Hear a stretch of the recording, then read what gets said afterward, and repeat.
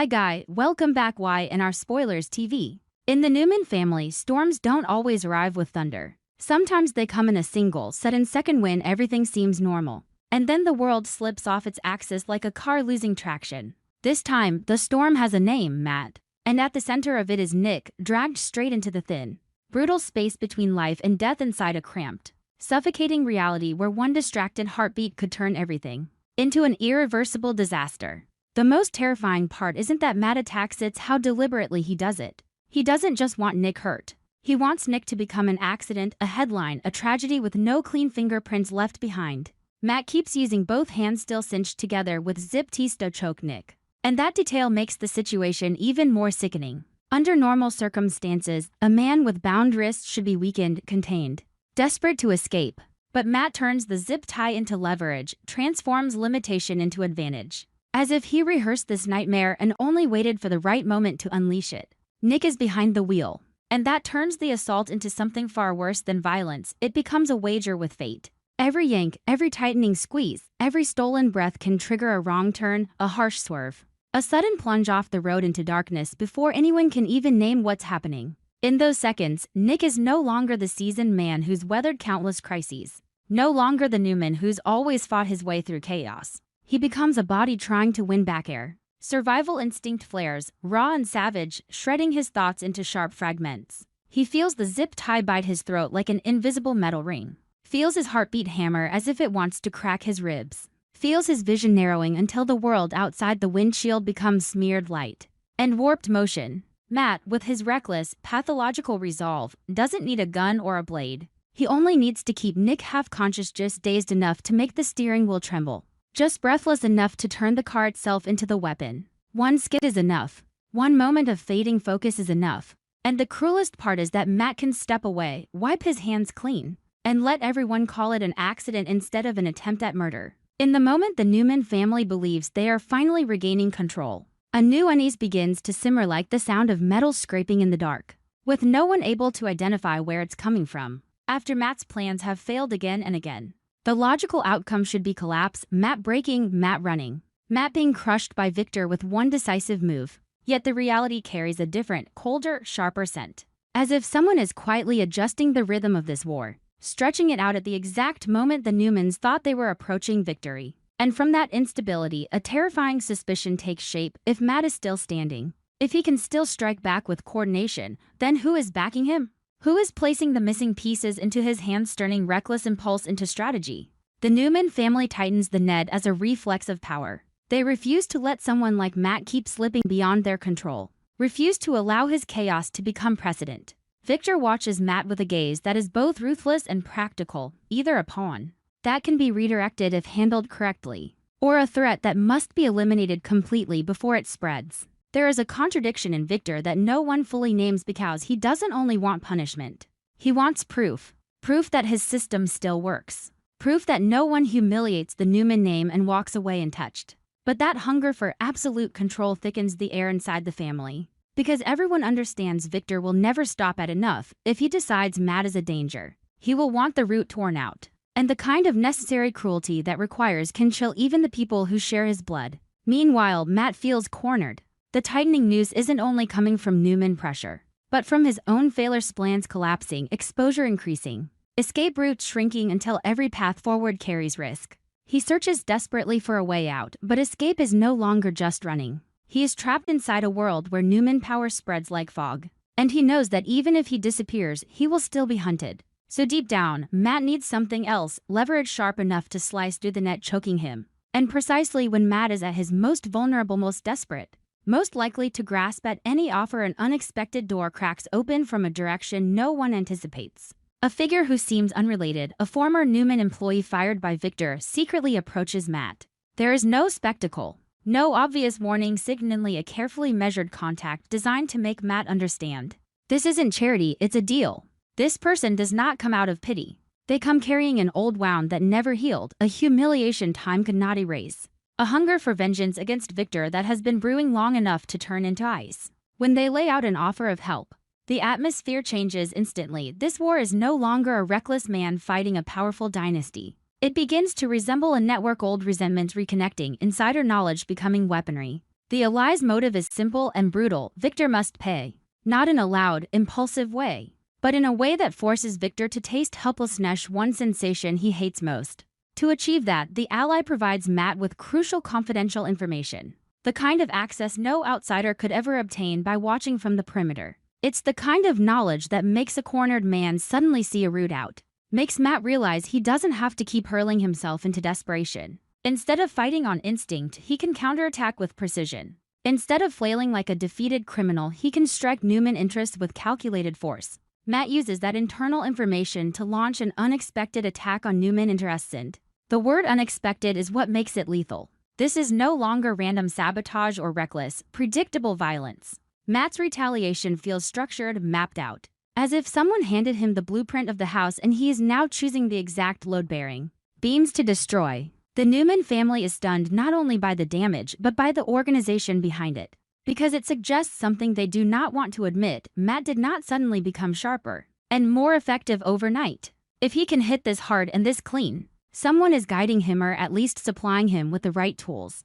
That shock spreads through the family, not just as a crisis of loss, but as a crisis of confidence. The scariest thing for the Newmans isn't being attacked. They've lived with enemies before. The scariest thing is being attacked by someone who understands them. And when Matt's moves reveal he's targeting real vulnerabilities, only insiders would recognize it. The entire dynasty is pulled into a creeping collective paranoia. Who opened the door from the inside? Who gave Matt the key? Who is manipulating his every move so that Matt is no longer a lone madman, but the front-facing weapon of a larger design? Victor senses it faster than anyone because his instincts are calibrated to patterns of power. He studies the outcome and understands immediately that Matt is no longer alone. A hidden enemy is assisting him, Simeon, who isn't merely using Matt as a disposable pawn or a distraction. This person wants Victor off balance. They want Victor to make a mistake. They want to transform Victor from hunter into hunted through the corrosive force of doubt. And that realization drags Victor into a cruel internal conflict. He despises Matt, but he can't treat Matt as the only center of the storm anymore. If Victor focuses all his fire on crushing Matt, the hidden enemy may slip away and prepare the next strike. But if Victor spreads his attention to hunt the shadow, Matt can exploit the opening and cause even greater damage. Victor's power has always depended on decisive, ruthless choice. You see it now. Every choice carries the same risk.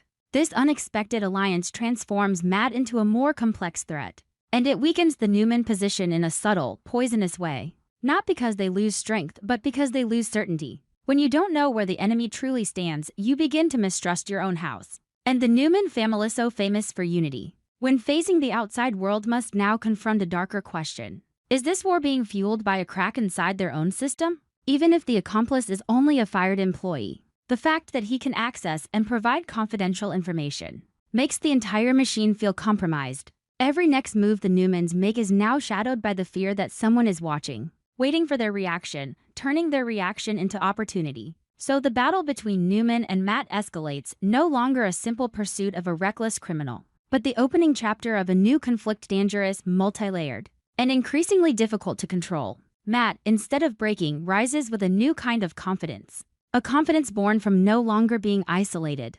Victor, instead of focusing solely on punishment, is forced into a strategic labyrinth where he must protect the family's interests, preserve his authority, and identify the invisible hand pulling the strings. And at the exact moment the Newmans believe they are tightening the net to end this, they begin to realize the net may be closing around them, instead turning them into prey. Inside a larger plan, the most horrifying question is no longer what Matt will do next, but the one no one dares to speak aloud. If a fired employee can slip in close enough to ignite a war like this, could someone even closer, Simeon, who knows the Newman family far better, someone with blood ties and intimate access, be quietly standing behind Matt, manipulating every move, while the dynasty still hasn't seen them coming? On our TV Spoilers channel, I'm always looking for content inspiration for each video by compiling short video clips to analyze and offer my personal opinions. This channel specializes in analyzing, theorizing, and discussing plot points in the Young and the Restless series from the perspective of a longtime fan. Through this, viewers can gain deeper, more objective, and more interesting insights. Subscribe to the channel to stay updated on the latest news about the Young and the Restless series. It's easy to picture the horror that follows, Nick coming to in a haze. His head splitting with pain, blood seeping from a cut on his forehead. His ears ringing with the echo of twisting metal and the violent burst of airbags. The car is wrecked, crumpled, and mangled like a warning that life has just been ground down by chance and cruelty. And then, as Nick tries to move, tries to understand, something more chilling than pain hits him. Matt is gone. No footsteps, no silhouette, no tracery, the hanging, toxic aftermath. As if the man who caused it all dissolved into the night and left Nick trapped inside the consequences. But the disappearance is not an ending. It's only a pivot into something worse. Because Matt isn't the kind of threat that simply vanishes forever. Even if he runs from the crash site for now, his shadow stretches across everything tied to the Newmans. He'll make his way back to the ranch. And that place, more than a location, will become a collision point for even more unexpected twists. The ranch is a symbol, family, legacy, control. The world Victor believes he can command with iron will. For Matt, returning there is like striking a match in a barn full of dry hay. He doesn't need to know exactly where the fire will spread. He only needs to be sure it will burn. While Nick fights through shock, injury, and the fog of trauma, Victor and Nikki stand on another front line of terror, the torture of waiting for news. Updates arrive in pieces, each one dropping like a stone. Nick's accident isn't just a scare, it's a siren warning that the Newman family is under direct attack. That Matt is no longer lurking in the margins but is willing to push his violence into the open. The emergency explodes the moment the truth reaches them. Nick has crashed.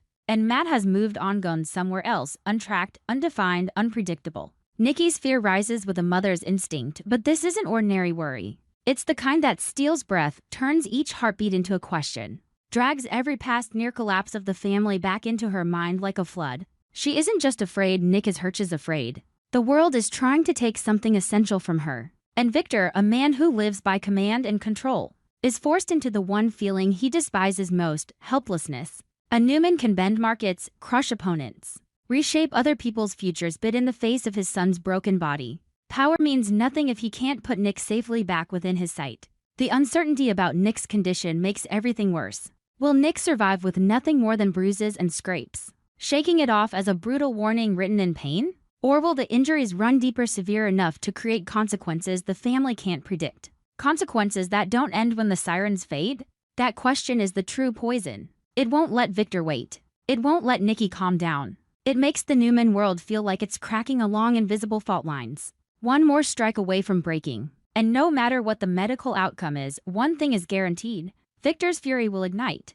What Matt did isn't a mere provocation, it's humiliation. A declaration of war aimed straight at the Newman name. Victor will not accept his son being reduced to collateral damage in a twisted game. And he will not accept Matt slipping away like a ghost only to return whenever he chooses. In Victor's mind, this is no longer about revenge alone. It's about restoring order, reasserting dominance, and sending a message that there are boundaries no one crosses without paying a brutal price. Yet even as Victor swears Matt will pay, that vow drags a darker truth into the light. The Newmans are stepping into a new spiral, where every reaction could trigger an even deadlier consequence. Nick might live a bit. Will he truly escape the darkness Matt forced him into? Nikki might hold herself together, but can her heart endure another shock if Matt returns to the ranch? At the worst possible moment, Victor might rage, but will that rage push him into a decision that goes too far, opening a war no one in the Newman family can control? When everything is balanced on the fragile thread of survival and hatred, the biggest question is no longer what Matt will do next.